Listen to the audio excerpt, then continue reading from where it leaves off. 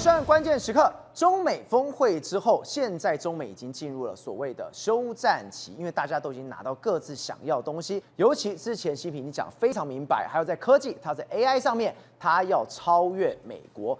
他牺牲掉了民生都没关系，而现在对于中国人民来说，这件事情他们不能够忍。你现在看到的画面，等于是海南开出了第一枪，成千的这个农民直接上了街头去抗议，他们没办法想到这国际竟然去如此割韭菜，他们气到把车子都完全推倒了，甚至呢把车子全部都砸了，甚至在这个会场当中，在抗议的场合当中，他们喊出了2个字。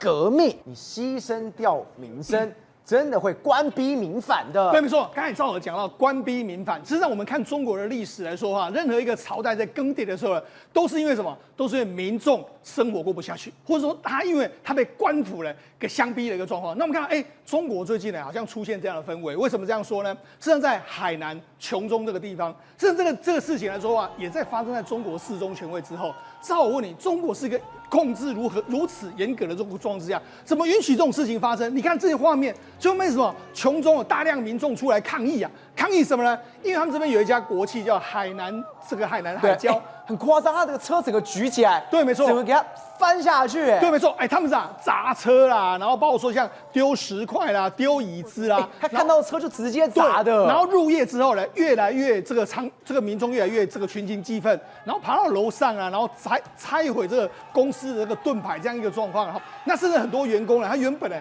他开车要出来，就没想到被困在里面。困在里面，后来是啥？后来是警察弄盾牌啦，然后包括雨伞之后，才把他护送，才能够跑出来一个状况。然后而且呢，民众越来越多人，你以为一开始只有几个民众，但越来越多，越来越多，越集越多，越集越多。好，那为什么会发生这个事情呢？我刚才不是讲吗？这个海南海椒，它叫海南天然橡胶产业集团的公司。他因为说啊，我最近要用地，我今天要用地种橡胶，那种橡胶怎么办？我就砍那个，你种在我这个地方的这个槟榔树，我全部都砍掉，就砍，赵尔，你砍你自己就算了，你居然砍了别人的村民的很多这个槟榔树都被砍掉，所以很多村民就很抗议，为什么？这是我赖以为生的这个地方，都把它全部砍掉，全毁，我赖以为生这样的状况，你怎么可以这样做呢？所以他们就抗议之后就，他们原本以为说这个公司以为他这样做，你不会拿我没办法，就没想到民众就抗议之后，当然他们找警方啦。起冲突的时候，你看中国网广单位当然是全面删除，不能让你知道这件事。但是没想到，他们就口耳相传了。你看越来越多民众就来了，好，然后我讲这就是一开始他的画面。你看，这民众在气啊，我的槟榔摊、我的槟榔田都完全被你。全部都砍掉的。对啊，这是我赖以为生的东西。对，那你看我要吃什么？民众说什么？干的不是人干的事，为国利民啊，你不配啊，对，没办法参加革命啊，打倒海椒。他写什么？参加革命。对，所以他形容什么？这对中国来说，我看到这个，我一定马上压掉。对，我的所有武警我都进去。是，他说这一次是一个革命，对啊，所以这样市场大群情激，我就讲。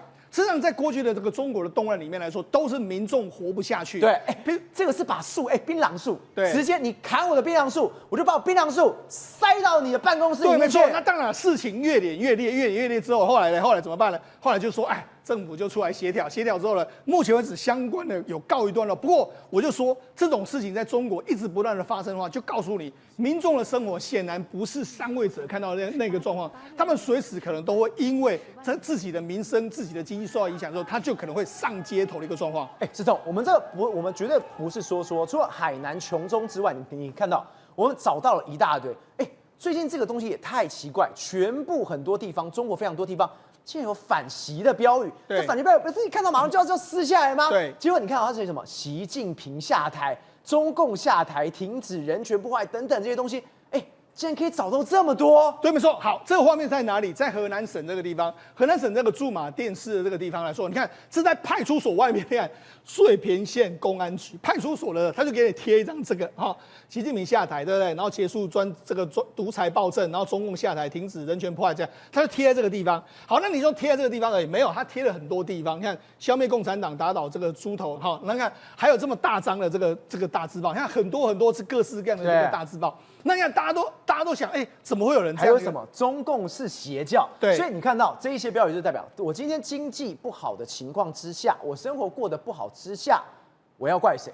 我要怪习近平啊，对因为我知道就是他搞得我生活不好，我已经全部都是见识他了。对，没错。好，这几个来说都是在河南省的这个地方。好，那这一张在哪里？这一张是在山东的这个山东省的聊城市的这个它那个桥的桥墩上面出现这个中国不等于中共，然后中共是邪教这样一个状况。所以讲，这么多标语，还这么多人上街头，我就说中国是个控管多严格，你居然可以贴这个东西来说，当然可见了你目前为止的这个管制来说也有松掉的一个状况。好，那我们刚才讲的是民众上街头，不是说很多这个民众来抗议说，你砍掉我的这个槟榔树。另外还有什么？你看，在这个10月29号的时候，这在山东省的聊城市一个地方，一个轮胎厂发生这个大爆炸，你看大火，这火很吓人，对，没错，也太高了吧？对，那我们知道轮胎本来它里面有橡胶，很多易燃物啦，然后包括很多这种胶制品的一大堆就烧的话就黑烟满天的这个状况，然后空气中就弥漫着这个所谓刺鼻的这个味道，因为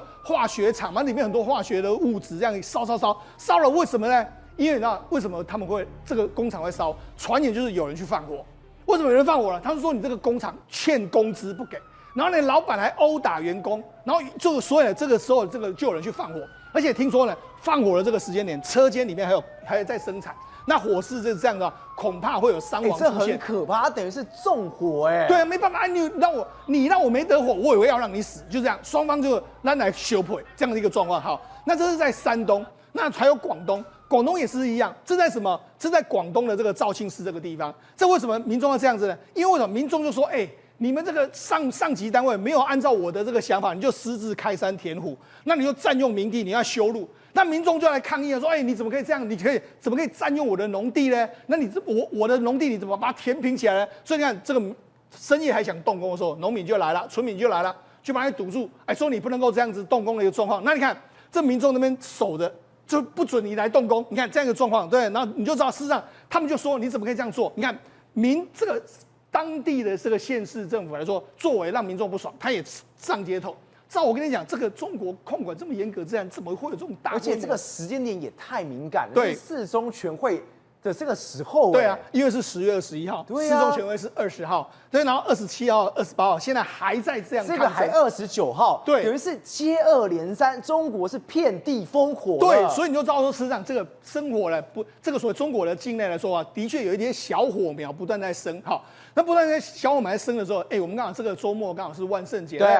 那万圣节来说的话，你看台湾当然很多各式各样的酷手，还有人去酷手卢妈妈，好不管怎样，台湾是一个很自由的这个状况，人家也有啊，对啊，人家有哆啦 A 梦啊。可是问题是哆啦 A 梦，哆啦 A 梦怎么被带走了？对，为什么？因为他说你是谁，我们要知道你是谁。为什么？中国控管严格，我哪知道你哆啦 A 梦里面是谁？我就哆啦 A 梦怎么了吗？不行，我头套拿下来，对，你要抓我走，不行。所以你看，这被警方带走。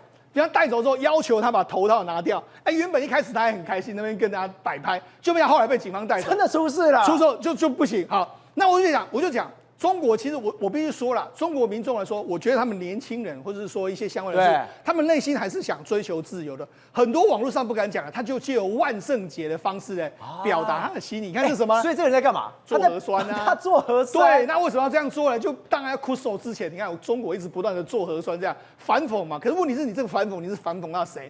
你反讽到习近平啊，习老大的一个状况啊，对不对？然后还有什么？还有很多还有。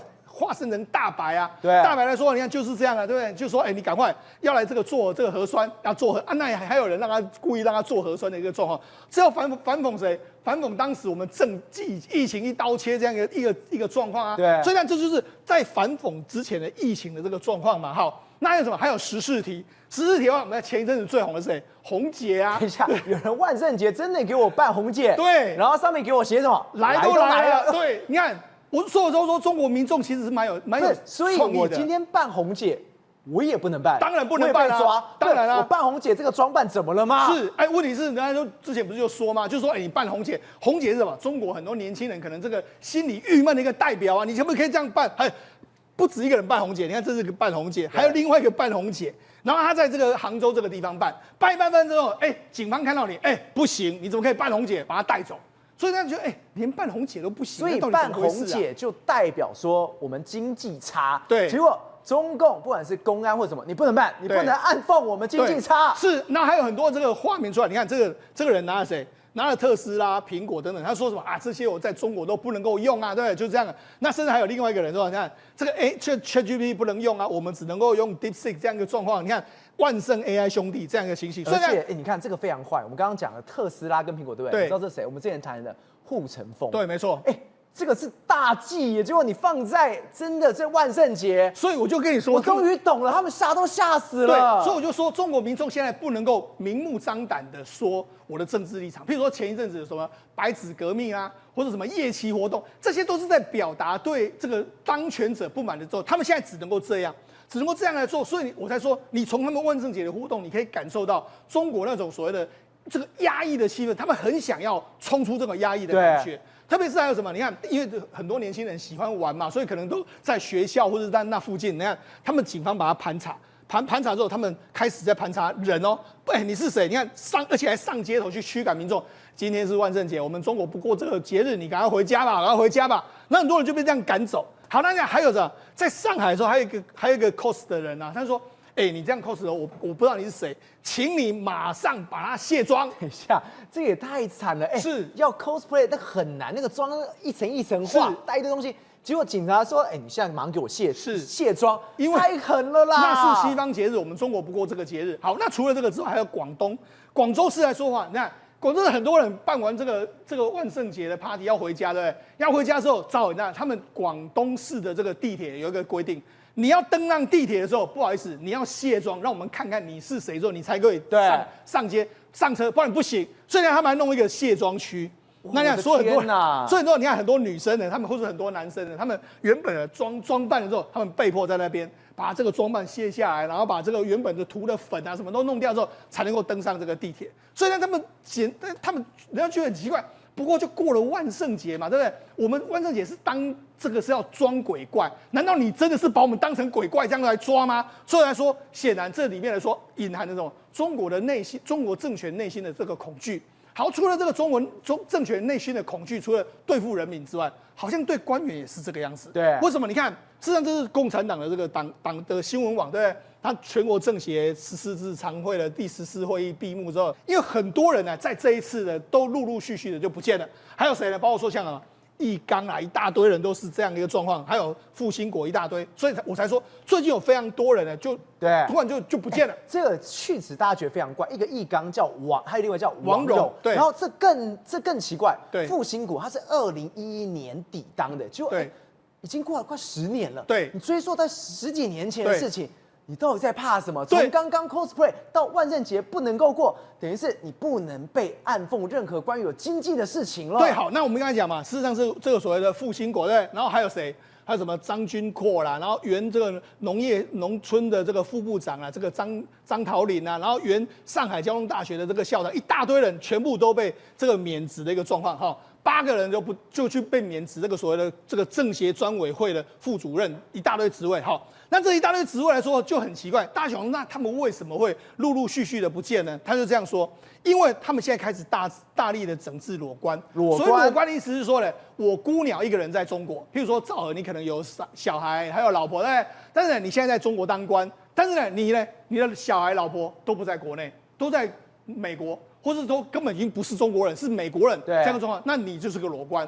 那裸官的话，我们要讲，中国会担心你的政治的这个倾向啊，你会不会有这个所谓叛逃的可能性啊？所以这些人呢，我先把你开除掉，不让你当官。好，所以你看，这样他就说，对于配偶已经移居到海外，或者是说没有配偶，那子女都已经移居在国外的官员，一律调整岗位的一个状况。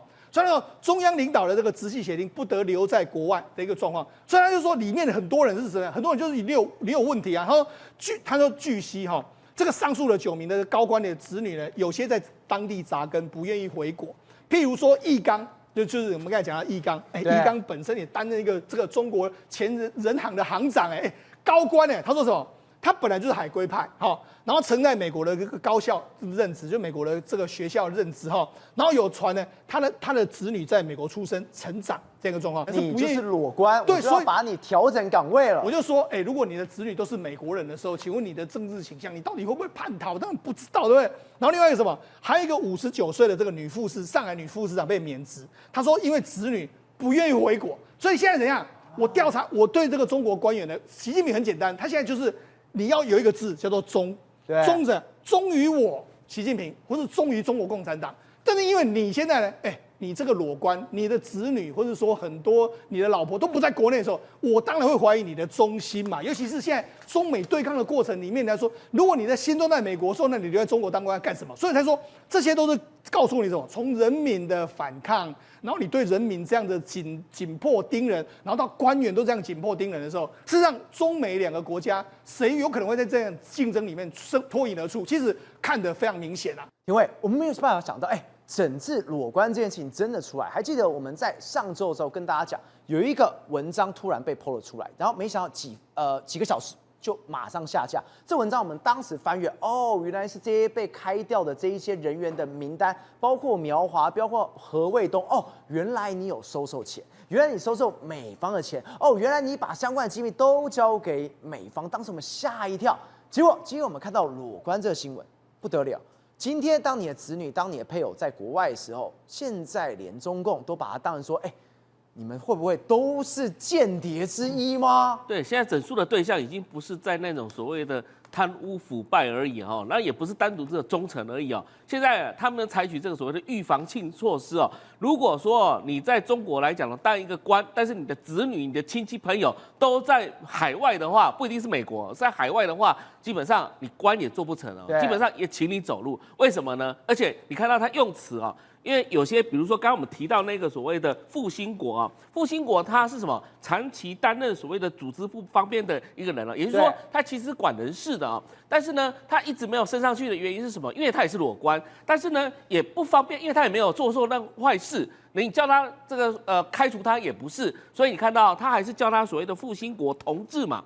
那为什么叫同志呢？因为他还是属于共产党党员，当然也没有开除他的党籍，但是呢，就是叫他离开他现在工作岗位，回去担任一个老百姓，这样就可以了。否则来讲的话，你大权在握，你掌握相关的机密来讲的话，就会有美国可能或者外国人透过你的子女来渗透你。那这个什么有2个例子是最佳的例子，而这2个例子也现在被中国的相关的这个官方文件来证实了一个是魏凤和，一个就是李尚福。我们都知道这2位曾经担任过中国的国防部长，对不对？那魏凤和是非常夸张的因为魏凤和在担任火箭军的时候，其实他们就已经偷偷把自己的一些相关的子女送到美国去了。那你看到魏凤和的儿子当然叫魏某他这里的记录当中呢，他提到在2018年的时候，魏凤和的儿子进入到美国麻省理工学院录取了这个麻省理工学院之外，他的学费、他的住宿费全免咯。对。另外来讲的话，有洛克希德马丁的军火公司来提供他相关的这个合同实习合同。这也太好了吧？还是洛克希德马丁？对，我们都没有这个机会嘛。那为什么魏凤和的儿子有这个机会呢？那就是因为他是高官的儿子嘛。对。那这时候呢？透过他的儿子呢，你看到还帮忙买一些家产，所以你看到在这个所谓的法庭上面来讲的话，有放一段录音带魏凤和的儿子打电话回去给他爸爸魏凤和说，这个我们去那个半山腰的这个别墅看的那个有游泳池的那一个别墅那房产经纪人说现在呢congratulations your new home， 也就是说。这现在你的新的房子给你了，然后这时候魏凤和的这个儿子呢，就透过微信呢、语音呢，告诉他爸爸说：“这个房子到手了，那一套类比训练软体原始程式码是不是可以寄出了？什么意思呢？也就是说，当时魏凤和在火箭军的司令的任内的时候，把相关的软体呢拆成12个合同，然后呢，慢慢的每一个合同都卖给美国人，也就是说，现在。”东风导弹系列相关的一些相关的数据，可能美国手上都有了，所有机密都送人了。对，所以因为什么？因为他小孩子在美国嘛，对，所以就透过小孩子来讲的话，美国的相关的部门就透过他的儿子来跟魏凤和接上线嘛。所以这单独来讲的话，不单只是不忠诚的，不是贪污的问题而已还有对国家不忠诚的问题所以是魏凤和，还有另外一个李尚福，李尚福我们简单讲他事实上也是一样，担任这个所谓的中央军委会的军装备发展部部长的时候，跟美国那边的一些人接上线了，然后直接转账到他所指定的账号，总共转了多少钱？600万美金。600万美金。600万美是他儿子的账号，在瑞士银行相关的账号。而且他用了新加坡护照在瑞士开设这样的账号，总共里面的资产累积了1.38亿美元，3年之内1.38亿美元。所以显然这2位来讲的话，基本上都是透过他的位置上的这个权势来买卖相关的这个东西啊？为什么？还是为了家族的后代嘛？那小孩子都送到国外去嘛，然后资金来讲的话都在海外嘛，所以现在这些很多的这个相关的这个证据呢，这个也都被中国的特工从海外再把它弄回来。对，所以相关这些人马来讲的话，他们基本上不是被开除党籍而已哦，他们连军籍相关的东西来讲都有罪的。而且最耐人寻味是什么？怎么会在4中全会之后丢了出来？再加上今天裸官的事情，这个加在一起看，真的还在清理耶。这个网易的新闻哈，我觉得可信度还蛮高的因为我长期也观察它这个新闻。那基本上它是透过官方里面放出来的，因为它放的这个讯息来讲的话，不是那么单纯，只是一个空泛的这个假讯息而已。它里面具体的相关数字，还有具体的这个犯罪行为的做法，都提得非常的详细。是，所以显然来讲的话，是有官方在背后来讲，刻意把大家都搞不清楚的状况，让大家搞清楚。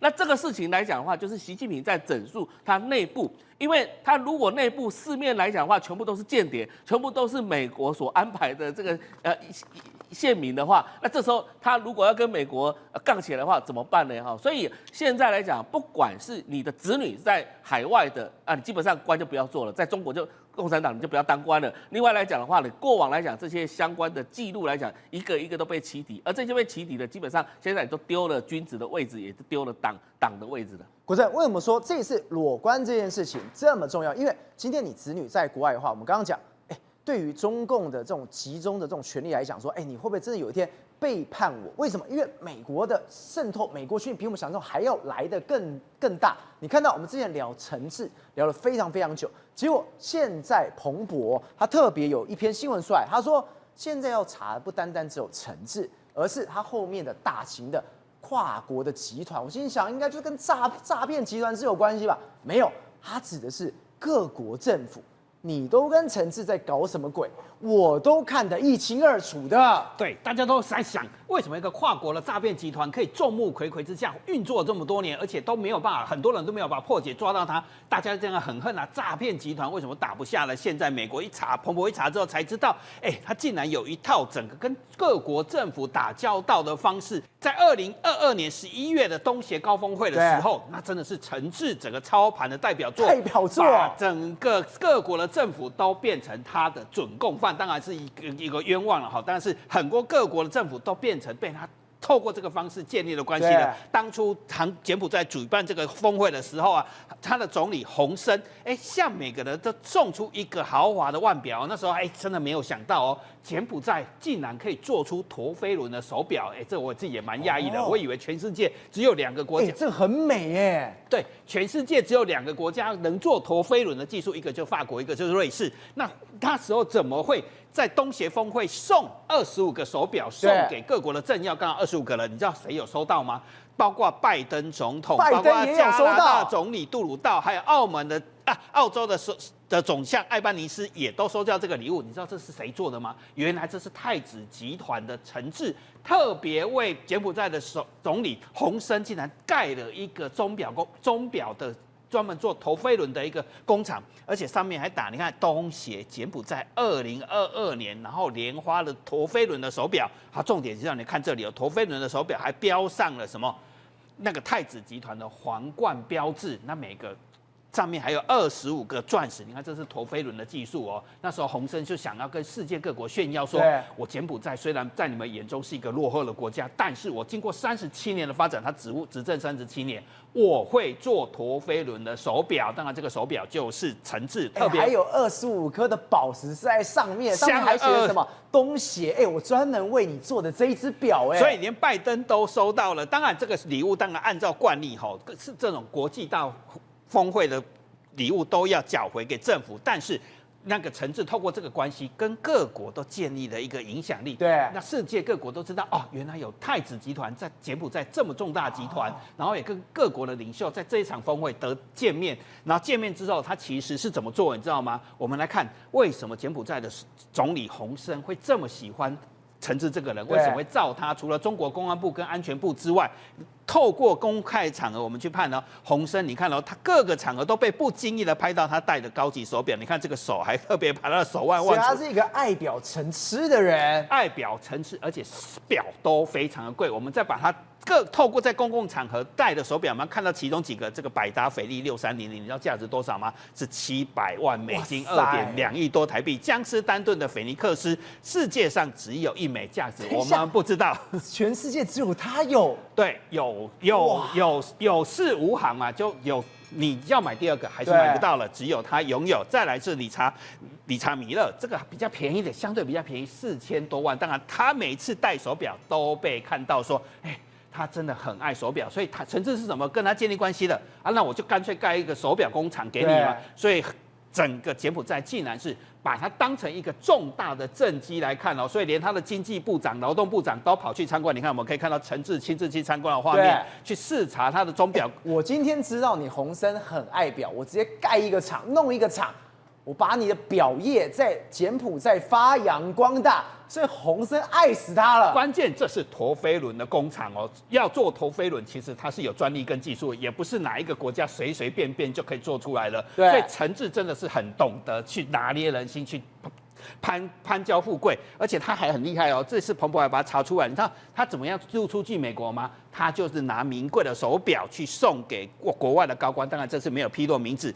他利用这样换到1本护照，在2023年的4月可以入境美国。手表成为他建立跟跨国关系。所以为什么现在大家说，陈志一个诈骗集团为什么可以进行这么多年？它其实是一个全世界跨国政府一个共谋集团。为什么这么说呢？除了拿手表换美国相关的护照可以入境美国之外，彭博还说，连世界上说号称打击犯罪跟贪腐最严格的新加坡也都被他攻陷了。所以他3个小孩都住在新加坡。在美国起诉陈志那一天，他还在找管家、助理人员送他的小孩去买菜上学，1个月的薪水是5500块的新加坡币，相当于13万台币。然后他虽然我们都知道他拍马屁，洪森拍得那么好，还为了他盖手表工厂，诈骗集团都没，但是他平常的生活都住在柬埔寨，在乌节路的这个豪宅的顶楼，他买了一个价值4亿多的台币，他就住在上面。再来，他还买一个招待所，大概3点多亿台币，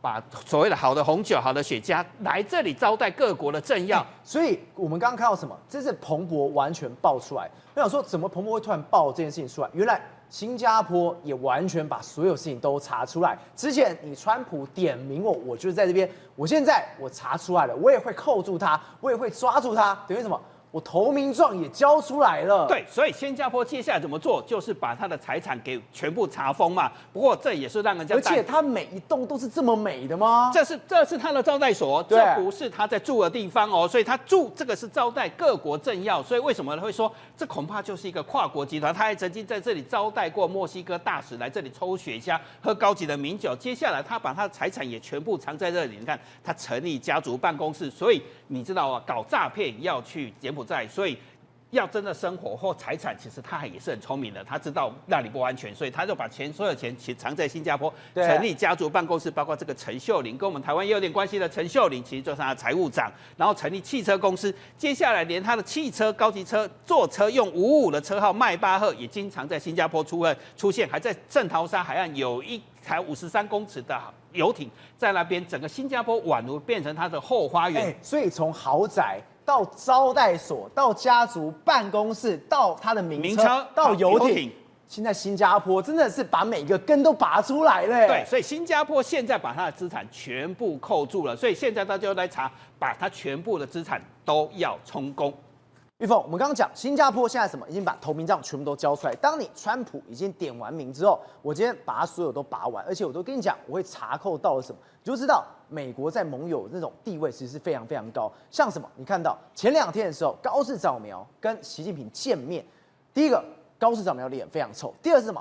日本媒体竟然写了一篇，他说2个见面之后，高市早苗很悍呢，直接谈了习近平最怕的敏感的事情。对，过去来讲的话，大家看到高市早苗，这是他跟习近平的一个见面。可是呢，你还记不记得他那个时候跟川普见面的时候呢，多开心啊！然后呢，举手狂欢啊，甚至绕了一圈跟 Rocker 一样。可是呢，看到了谁？你看 Rocker 是这里，但是呢，跟习近平见面的时候呢，他不但没有举手绕圈，甚至呢连牙齿都看不到，代表什么意思？代表说他是刻意的，我今天来的严肃场合，所以呢我不打算来露齿笑。对，甚至呢还有一个细节是什么？你握完手，然后呢这个大家都会算几秒。秒数非常的短啊，然后结束之后呢，其实要走的时候，你看到一个画面，其实习近平有跟他稍微手比了一下，请他往那边走，但是高市他没有，他就直接往后面绕过去，代表什么意思？我就是不要听你的话。对，而这个画面呢，让日本媒体直接令和铁娘子的名声出来。好，更重要的事情。你在面前摆拍的时候，你就直接露出这样子一个严肃的一个笑容，他的脸很臭哎。对，甚至你看到没有，这是一个双方的一个高端会谈，而这会谈里面的话，其实它大概都是双方会先沟通一下，你要问我什么，我要问你什么，大家走个过场。没有想到，你看高市早苗直接把我们放在桌子上面了。在过去来讲的话，你会觉得一件事情，就是如果你在谈判桌里面、国际政治里面，你不知道谁会被吃掉，那你就是会被吃掉。对。而这次呢，他直接把台湾问题拿出来，当着面问习近平，他就讲说，该地区的稳定与安全终究取决于两岸关系能否维持良好状态。你在这种场合大家都在的一个情况之下，你来谈台湾问题。对，过去我们以为川普跟这个习近平见面的时候会讲台湾问题，结果川普有没有讲？没有，川普都不敢讲的问题，高市拿出来讲了，一连串的问题，台湾问题讲完，还有什么？还有什么？新疆问题，新疆问题也有，真的假的？所以呢，日本媒体就报道这个是什么？冰与火的对话，因为他知道你今天讲的这个问题，习近平会在这种会议上面、公开会议上面给你答复吗？当然不会，一定不会嘛，求死了。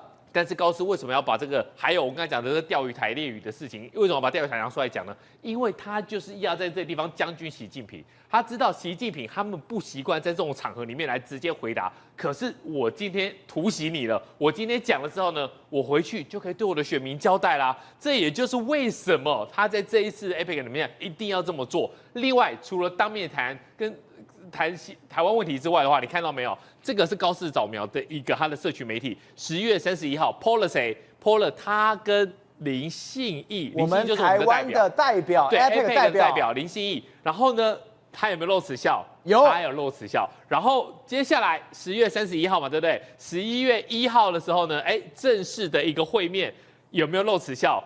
也有露齿笑。结果11月1号还 PO 了另外一篇。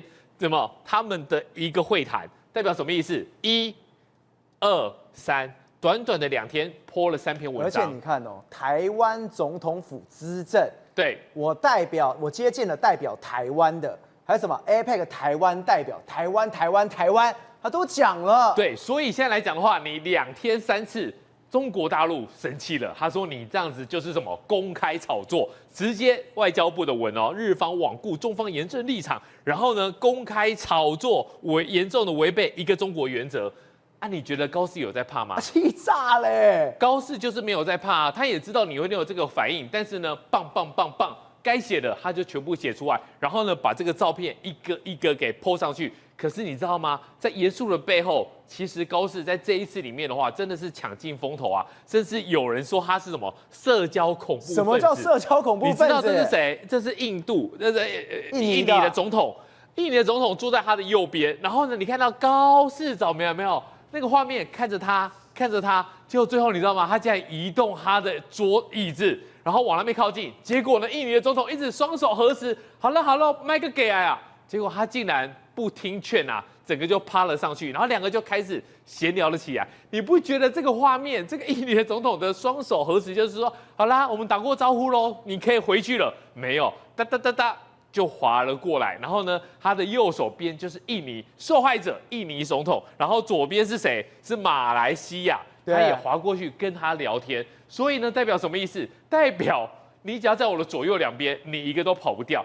你就算没有在他的左右两边，你知道吗？他也跑去跟智利总统，这个画面其实是蛮特别的，因为这是一个很严肃的场合。高4是勾肩搭背的，对，在过去来讲的话，因为我们知道，在这种国际礼仪场合里面的话，男生不会去碰触这个女性的一个领导，然后但是高4他不一样啊，他就直接给摸，真的假的？然后呢 ，body 一样，好像在那边两个人讲了一些什么悄悄话，然后甚至还提醒他说，有媒体在拍哦。所以呢，其实日本网友很吃这一套而且他很厉害，高4的英文有这么好，可以这样子一个翻译完全不用带。